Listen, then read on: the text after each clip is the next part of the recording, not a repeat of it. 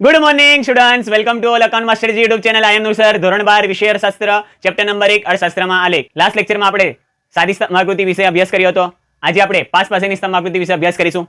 પ્રથમ પરીક્ષામાં, દ્વિતીય પરીક્ષામાં અને બોર્ડની પરીક્ષામાં વિભાગીમાં 5 માર્ક્સમાં કન્ફર્મ પૂછાય છે તે સવાલ. નીચેની માહિતી પરથી પાસ પાસેની સ્તંભાકૃતિ દોરી તેનું વિશ્લેષણ કરો. 5 માર્ક્સ. પાસ પાસેની સ્તંભાકૃતિ. આ પ્રકારની આકૃતિમાં કોઈ એક આધાર ઉપર કોઈ એક ચલનું એક કરતાં વધુ વર્ગો માટેનું મૂલ્ય દર્શાવવામાં આવે છે. કોઈ એક આધાર પર એક ચલનું એક કરતાં વધુ વર્ગો માટે મૂલ્ય દર્શાવતી આકૃતિ એટલે પાસ પાસેની સ્તંભ આકૃતિ. આથી આધારના દરેક મૂલ્યો ઉપર ચલના વિવિધ વર્ગોના મૂલ્યો દર્શાવતા જુદા જુદા સ્તંભો દોરવામાં આવે છે. આકૃતિમાં અલગ અલગ મૂલ્ય દર્શાવતા અલગ અલગ સ્તંભો દોરવામાં આવે છે. ધારો કે સમયગાળો એ આધાર હોય, સાક્ષરતા એ ચલ હોય અને સ્ત્રીઓ તથા પુરુષોના બે વર્ગ હોય, તો વિવિધ સમયગાળા દરમિયાન સ્ત્રીઓ તથા પુરુષોમાં સાક્ષરતાનું પ્રમાણ જોવા માટે આવી આકૃતિ દોરાય છે. આમ સ્ત્રીઓ અને પુરુષોના વર્ગના સ્તંભ કોઈ એક વર્ષ માટે પાસ પાસે દોરાય છે. ઉદાહરણ તરીકે વિવિધ સમયગાળા દરમિયાન સ્ત્રીઓ અને પુરુષોમાં સાક્ષરતાનું પ્રમાણ. આકૃતિને આકર્ષક બનાવવા માટે દરેક વર્ગના સ્તંભને અલગ અલગ રંગ અથવા શેડથી દર્શાવવામાં આવે છે. પાસ પાસેની જ્યારે આકૃતિ દોરવામાં આવે ત્યારે પાસ પાસે સ્તંભ દોરવામાં આવતા હોવાથી દરેક સ્તંભ કઈ કઈ વિગત દર્શાવે છે તેને અલગ પાડવા માટે આકૃતિમાં રંગ અથવા શેડ કરવામાં આવે છે. પાસ પાસેની સ્તંભ આકૃતિ એટલે શું? વિભાગ એમાં અથવા વિભાગ બીમાં 1 માર્ક્સમાં પૂછાય. કોઈ એક આધાર પર કોઈ એક ચલનું એક કરતાં વધુ વર્ગો માટે મૂલ્ય દર્શાવતી આકૃતિને પાસ પાસેની સ્તંભ આકૃતિ કહેવાય છે. પ્રથમ પરીક્ષામાં, દ્વિતીય પરીક્ષામાં અને બોર્ડની પરીક્ષામાં વિભાગીમાં 5 માર્ક્સમાં જે કન્ફર્મ સવાલ પૂછાય છે તે નીચેની માહિતી પરથી પાસ પાસેની સ્તંભ આકૃતિ દોરી તેનું વિશ્લેષણ કરો. 5 માર્ક્સ. કન્ફર્મ ગેરંટેડ સવાલ છે. અને માહિતી કંઈક આ પ્રમાણે આપી છે. મહિના અને વેચાણ એકમોમાં નાના બોક્સનું વેચાણ જાન્યુઆરી ફેબ્રુઆરીમાં 30 એકમ, માર્ચ એપ્રિલમાં 40 એકમ, મે જૂનમાં 50 એકમ, જુલાઈ ઓગસ્ટમાં 25 એકમ, સપ્ટેમ્બર ઓક્ટોબરમાં 40 એકમ, નવેમ્બર ડિસેમ્બરમાં 60 એકમ. મધ્યમ બોક્સનું વેચાણ જાન્યુઆરી ફેબ્રુઆરીમાં 15 એકમ, માર્ચ એપ્રિલમાં 25 એકમ, મે જૂનમાં 25 એકમ, જુલાઈ ઓગસ્ટમાં 15 એકમ, સપ્ટેમ્બર ઓક્ટોબરમાં 20 એકમ, નવેમ્બર ડિસેમ્બરમાં 40 એકમ. મોટા બોક્સનું વેચાણ જાન્યુઆરી ફેબ્રુઆરીમાં 25 એકમ, માર્ચ એપ્રિલમાં 50 એકમ, મે જૂનમાં 35 એકમ, જુલાઈ ઓગસ્ટમાં 10 એકમ, સપ્ટેમ્બર ઓક્ટોબરમાં 25 એકમ, નવેમ્બર ડિસેમ્બરમાં 20 એકમ. માહિતી આપી છે તેમાં સૌથી નાનામાં નાની રકમ 10 છે અને સૌથી મોટામાં મોટી રકમ 60 છે. હવે આ માહિતી પરથી આપણે યોગ્ય સ્કેલ માપ લઈશું. માહિતી પરથી હવે આપણે પાસ પાસેની સ્તંભ આકૃતિ દોરીશું. એક ધરી પર આપણે મહિના દર્શાવીશું. જાન્યુઆરી, ફેબ્રુઆરી, માર્ચ, એપ્રિલ, મે, જૂન, જુલાઈ, ઓગસ્ટ, સપ્ટેમ્બર, ઓક્ટોબર, નવેમ્બર, ડિસેમ્બર. એક ધરી પર મહિના દર્શાવેલા છે. વાય ધરી પર વેચાણ એકમોમાં દર્શાવીશું. 10, 20, 30, 40, 50, 60, 70. ઓવાય ધરી પર વેચાણ એકમમાં દર્શાવીશું. જાન્યુઆરી ફેબ્રુઆરીમાં નાના બોક્સનું વેચાણ છે 30 એકમો, તો જાન્યુઆરી ફેબ્રુઆરી 30 એકમ. જાન્યુઆરી ફેબ્રુઆરીમાં મધ્યમ બોક્સનું વેચાણ છે 15 એકમ, 15. જાન્યુઆરી ફેબ્રુઆરીમાં મોટા બોક્સનું વેચાણ છે 25 એકમ. માર્ચ એપ્રિલ મહિનામાં નાના બોક્સનું વેચાણ 40 એકમ, માર્ચ એપ્રિલ 40 એકમ. માર્ચ એપ્રિલમાં મધ્યમ બોક્સનું વેચાણ 25 એકમ, 25 એકમ. માર્ચ એપ્રિલમાં મોટા બોક્સનું વેચાણ 50 એકમ, 50 એકમ. મે જૂન મહિનામાં નાના બોક્સનું વેચાણ 50 એકમ, મે જૂન 50 એકમ.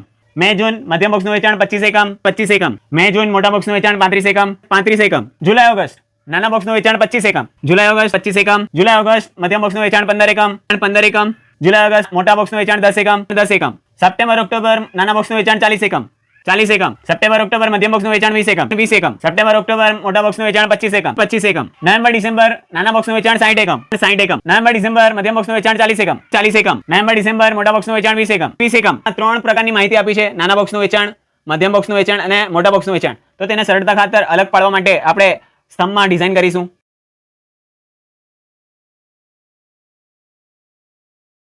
દરેક વિગતને અલગ પાડવા માટે આપણે સ્તંભમાં ડિઝાઇન કરી છે. સ્કેલમાં દર્શાવવું ફરજિયાત છે. એક ધરી પર આપણે મહિના દર્શાવેલા છે, તો એક ધરી સમયગાળો મહિનામાં. વાય ધરી પર વેચાણ એકમોમાં દર્શાવેલું છે, વાય ધરી વેચાણ એકમોમાં. કયો સ્તંભ કઈ માહિતી રજૂ કરે છે તે દર્શાવવું ફરજિયાત છે. આપણે જે અલગ અલગ ડિઝાઇન કરી છે તે કઈ માહિતી દર્શાવે છે તે દર્શાવવું ફરજિયાત છે. આ પ્રકારની ડિઝાઇનવાળા સ્તંભ નાના બોક્સનું વેચાણ દર્શાવે છે. જે સ્તંભ ખાલી છે તે મધ્યમ બોક્સનું વેચાણ દર્શાવે છે. જે આડી લીટીવાળા સ્તંભ છે તે મોટા બોક્સનું વેચાણ દર્શાવે છે. 2 સેન્ટીમીટર બરાબર 10 એકમ. ઓવાય ધરી પર વેચાણ એકમોમાં દર્શાવેલું છે તે લખવું ફરજિયાત છે. ઓએક્સ ધરી પર મહિના દર્શાવેલા છે તે લખવું ફરજિયાત છે. સ્તંભ કઈ વિગત દર્શાવે છે તે માહિતી લખવી ફરજિયાત છે. સ્કેલ માપ લખવા ફરજિયાત છે કે આડી ધરી ઓએક્સ ધરી પર મહિના દર્શાવેલા છે, ઊભી ધરી ઓવાય ધરી પર વેચાણ એકમોમાં દર્શાવેલું છે. આડી લાઇનની ડિઝાઇનવાળા સ્તંભ નાના બોક્સનું વેચાણ દર્શાવે છે. ખાલી સ્તંભ છે તે મધ્યમ બોક્સનું વેચાણ દર્શાવે છે. આડી લીટીવાળા જે સ્તંભ છે તે મોટા બોક્સનું વેચાણ દર્શાવે છે. આકૃતિ દોરવાના 2.5 માર્ક્સ અને આકૃતિ પરથી વિશ્લેષણ કરવાના 2.5 માર્ક્સ.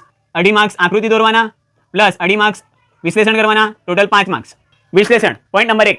આકૃતિમાં એક ધરી પર મહિના દર્શાવેલા છે. જે આકૃતિ છે તેમાં આડી ધરી ઓએક્સ ધરી પર મહિના દર્શાવેલા છે. Point number 2. આકૃતિમાં વાય ધરી પર વેચાણ એકમોમાં દર્શાવેલ છે. આકૃતિ દોરી છે તેમાં વાય ધરી પર વેચાણ એકમોમાં દર્શાવેલ છે. Point number 3. નાના બોક્સનું સૌથી ઓછું વેચાણ જુલાઈ ઓગસ્ટ મહિનામાં 25 એકમ અને સૌથી વધુ વેચાણ નવેમ્બર ડિસેમ્બર મહિનામાં 60 એકમ હતું. જે માહિતી આપી છે તેમાં નાના બોક્સનું સૌથી ઓછું વેચાણ જુલાઈ ઓગસ્ટ મહિનામાં 25 એકમ હતું અને સૌથી વધુ વેચાણ નવેમ્બર ડિસેમ્બર મહિનામાં 60 એકમ હતું. પોઈન્ટ નંબર 4, મધ્યમ બોક્સનું સૌથી ઓછું વેચાણ જાન્યુઆરી ફેબ્રુઆરી તથા જુલાઈ ઓગસ્ટ મહિનામાં 15 એકમ અને સૌથી વધુ વેચાણ નવેમ્બર ડિસેમ્બર મહિનામાં 40 એકમ હતું. માહિતી આપી છે તેમાં મધ્યમ બોક્સનું વેચાણમાં સૌથી ઓછું વેચાણ જાન્યુઆરી ફેબ્રુઆરી અને જુલાઈ ઓગસ્ટમાં 15 એકમ હતું અને નવેમ્બર ડિસેમ્બર મહિનામાં સૌથી વધુ વેચાણ 40 એકમ હતું. પોઈન્ટ નંબર 5, મોટા બોક્સનું સૌથી ઓછું વેચાણ જુલાઈ ઓગસ્ટ મહિનામાં 10 એકમ હતું અને સૌથી વધુ વેચાણ માર્ચ એપ્રિલ મહિનામાં 50 એકમ હતું. જે માહિતી આપી છે તેમાં મોટા બોક્સના વેચાણમાં સૌથી ઓછું વેચાણ જુલાઈ ઓગસ્ટ મહિનામાં 10 એકમ હતું અને સૌથી વધુ વેચાણ માર્ચ એપ્રિલ મહિનામાં 50 એકમ હતું. પોઈન્ટ નંબર 6, નાના મધ્યમ અને મોટા ત્રણેય પ્રકારના બોક્સનું સૌથી ઓછું કુલ વેચાણ જુલાઈ ઓગસ્ટ મહિનામાં 50 એકમ હતું. માહિતી આપી છે તેમાં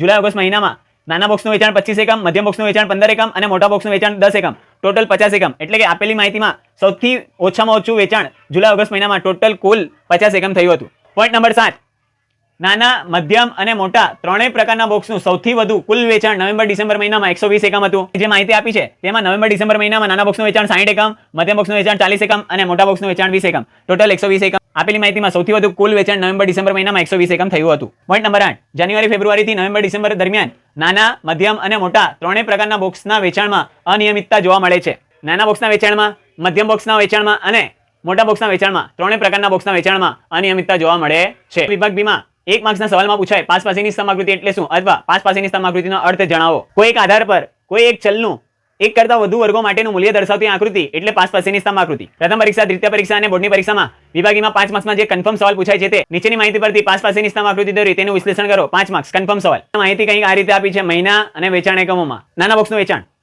જાન્યુઆરી ફેબ્રુઆરીમાં 30 એકમ, માર્ચ એપ્રિલમાં 40 એકમ, મે જૂનમાં 50 એકમ, જુલાઈ ઓગસ્ટમાં 25 એકમ, સપ્ટેમ્બર ઓક્ટોબરમાં 40 એકમ, નવેમ્બર ડિસેમ્બરમાં 60 એકમ. મધ્યમ બોક્સનું વેચાણ જાન્યુઆરી ફેબ્રુઆરીમાં 15 એકમ, માર્ચ એપ્રિલમાં 25 એકમ, મે જૂનમાં 25 એકમ, જુલાઈ ઓગસ્ટમાં 15 એકમ, સપ્ટેમ્બર ઓક્ટોબરમાં 20 એકમ, નવેમ્બર ડિસેમ્બરમાં 40 એકમ. મોટા બોક્સનું વેચાણ જાન્યુઆરી ફેબ્રુઆરીમાં 25 એકમ, માર્ચ એપ્રિલમાં 50 એકમ, મે જૂનમાં 35 એકમ, જુલાઈ ઓગસ્ટમાં 10 એકમ, સપ્ટેમ્બર ઓક્ટોબરમાં 25 એકમ, નવેમ્બર ડિસેમ્બરમાં 20 એકમ. એક્સ ધરી પર મહિના દર્શાવીશું જાન્યુઆરી ફેબ્રુઆરી, માર્ચ એપ્રિલ, મે જૂન, જુલાઈ ઓગસ્ટ, સપ્ટેમ્બર ઓક્ટોબર, નવેમ્બર ડિસેમ્બર. વાય ધરી પર આપણે વેચાણ એકમોમાં દર્શાવીશું 10, 20, 30, 40, 50, 60, 70. જાન્યુઆરી ફેબ્રુઆરી મહિનામાં નાના બોક્સનું વેચાણ 30 એકમ, જાન્યુઆરી ફેબ્રુઆરી 30 એકમ, મધ્યમ બોક્સનું વેચાણ 15 એકમ, 15 એકમ, મોટા બોક્સનું વેચાણ 25 એકમ, 25 એકમ. માર્ચ એપ્રિલમાં નાના બોક્સનું વેચાણ 40 એકમ, માર્ચ એપ્રિલ 40 એકમ, મધ્યમ બોક્સનું 25 એકમ, 25 એકમ, મોટા બોક્સનું વેચાણ 50 એકમ, 50 એકમ. મે જૂનમાં નાના બોક્સનું વેચાણ 50 એકમ, મે જૂન 50 એકમ, મધ્યમ બોક્સનું વેચાણ 25 એકમ, 25 એકમ, મોટા બોક્સનું વેચાણ 35 એકમ, 35 એકમ. જુલાઈ ઓગસ્ટમાં નાના બોક્સનું વેચાણ 25 એકમ, જુલાઈ ઓગસ્ટ 25 એકમ, મધ્યમ બોક્સનું વેચાણ 15 એકમ, 15 એકમ, મોટા બોક્સનું વેચાણ 10 એકમ, 10 એકમ. સપ્ટેમ્બર ઓક્ટોબરમાં નાના બોક્સનું વેચાણ 40 એકમ,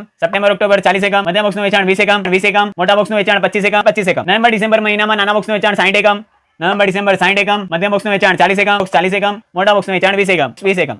આડી લીટીવાળા સ્તંભ એ નાના બોક્સનું વેચાણ દર્શાવે છે, જે વચમાં ખાલી છે તે મધ્યમ બોક્સનું વેચાણ દર્શાવે છે. પ્રકારની આડી લીટીવાળા સ્તંભ મોટા બોક્સનું વેચાણ દર્શાવે છે. એક્સ ધરી પર મહિના દર્શાવેલા છે તે લખવું ફરજિયાત છે. વાય ધરી પર વેચાણ એકમો દર્શાવેલું છે તે લખવું ફરજિયાત છે. જે સ્તંભ જે માહિતી દર્શાવે છે તે માહિતી લખવી ફરજિયાત છે. સ્કેલમાં લખવું ફરજિયાત છે. એક્સ ધરી પર મહિના, વાય ધરી પર વેચાણ એકમોમાં આ પ્રકારની ડિઝાઇન વાળા નાના બોક્સનું વેચાણ, ખાલી છે તે મધ્યમ બોક્સનું વેચાણ અને આડી લીટીવાળા જે બોક્સ છે તે મોટા બોક્સનું વેચાણ. અને 2 સેમી બરાબર 10 એકમ. આકૃતિ દોરવાના અઢી માર્ક્સ, વિશ્લેષણ કરવાના અઢી માર્ક્સ. વિશ્લેષણ. પોઈન્ટ નંબર 1, આકૃતિમાં એક્સ ધરી પર મહિના દર્શાવેલા છે. આકૃતિમાં એક્સ ધરી પર મહિના દર્શાવેલા છે. પોઈન્ટ નંબર 2, આકૃતિમાં વાય ધરી પર વેચાણ એકમો દર્શાવેલ છે. આકૃતિમાં વાય ધરી પર વેચાણ એકમો દર્શાવેલ છે. પોઈન્ટ નંબર 3, નાના બોક્સનું સૌથી ઓછું વેચાણ જુલાઈ ઓગસ્ટ મહિનામાં 25 એકમ અને સૌથી વધુ વેચાણ નવેમ્બર ડિસેમ્બર મહિનામાં 60 એકમ હતું. જે માહિતી આપી છે તેમાં નાના બોક્સના વેચાણમાં સૌથી ઓછું વેચાણ જુલાઈ ઓગસ્ટના મહિનામાં 25 એકમ થયું હતું અને સૌથી વધુ વેચાણ નવેમ્બર ડિસેમ્બર મહિનામાં 60 એકમ થયું હતું. પોઈન્ટ નંબર 4, મધ્યમ બોક્સનું સૌથી ઓછું વેચાણ જાન્યુઆરી ફેબ્રુઆરી તથા જુલાઈ ઓગસ્ટ મહિનામાં 15 એકમ અને સૌથી વધુ વેચાણ નવેમ્બર ડિસેમ્બર મહિનામાં 40 એકમ હતું. જે માહિતી આપી છે તેમાં મધ્યમ બોક્સના વેચાણમાં જાન્યુઆરી ફેબ્રુઆરી અને જુલાઈ ઓગસ્ટ મહિનામાં સૌથી ઓછું વેચાણ 15 એકમ હતું અને નવેમ્બર ડિસેમ્બર મહિનામાં સૌથી વધુ વેચાણ 40 એકમ હતું. પોઈન્ટ નંબર 5, મોટા બોક્સનું સૌથી ઓછું વેચાણ જુલાઈ ઓગસ્ટ મહિનામાં 10 એકમ અને સૌથી વધુ વેચાણ માર્ચ એપ્રિલ મહિનામાં 50 એકમ હતું. અને જે માહિતી આપી છે તેમાં મોટા બોક્સનું સૌથી ઓછું વેચાણ જુલાઈ ઓગસ્ટ મહિનામાં 10 એકમ હતું અને સૌથી વધુ વેચાણ માર્ચ એપ્રિલ મહિનામાં 50 એકમ હતું. પોઈન્ટ નંબર 6, નાના મધ્યમ અને મોટા ત્રણેય પ્રકારના બોક્સનું સૌથી ઓછું કુલ વેચાણ જુલાઈ ઓગસ્ટ મહિનામાં 50 એકમ હતું. માહિતી આપી છે તેમાં જુલાઈ ઓગસ્ટ મહિનામાં નાના બોક્સનું વેચાણ 25 એકમ, મધ્યમ બોક્સનું વેચાણ 15 એકમ અને મોટા બોક્સનું વેચાણ 10 એકમ, ટોટલ કુલ 50 એકમનું વેચાણ સૌથી ઓછું વેચાણ હતું. પોઈન્ટ નંબર 7, નાના મધ્યમ અને મોટા ત્રણેય પ્રકારના બોક્સનું સૌથી વધુ કુલ વેચાણ નવેમ્બર ડિસેમ્બર મહિનામાં 120 એકમ હતું. જે માહિતી આપી છે તેમાં નવેમ્બર ડિસેમ્બર મહિનામાં નાના બોક્સનું વેચાણ 60 એકમ, મધ્યમ બોક્સનું વેચાણ 40 એકમ અને મોટા બોક્સનું વેચાણ 20 એકમ, ટોટલ 120 એકમ, કુલ વેચાણ 120 એકમ સૌથી વધુ વેચાણ હતું. પોઈન્ટ નંબર 8, જાન્યુઆરી ફેબ્રુઆરીથી નવેમ્બર ડિસેમ્બર દરમિયાન નાના મધ્યમ અને મોટા ત્રણેય પ્રકારના બોક્સના વેચાણમાં અનિયમિતતા જોવા મળે છે. ત્રણેય પ્રકારના બોક્સના વેચાણમાં અનિયમિતતા જોવા મળે છે. પ્રથમ પરીક્ષા, બીજી પરીક્ષા અને બોર્ડની પરીક્ષામાં વિભાગીમાં 5 માર્ક્સમાં જે કન્ફર્મ સવાલ પૂછાય છે, નીચેની માહિતી પરથી વિભાજિત સ્તંભાકૃતિ દોરી તેનું વિશ્લેષણ કરો. વિભાગીમાં 5 માર્ક્સમાં પૂછાય છે કન્ફર્મ 5 માર્ક્સ, જે આપણે નેક્સ્ટ લેક્ચરમાં જોઈશું. વિડીયોને લાઈક કરો, શેર કરો, બેલ નોટિફિકેશન ઓન કરો, કમેન્ટ કરો, સબસ્ક્રાઇબ કરો. Thank you.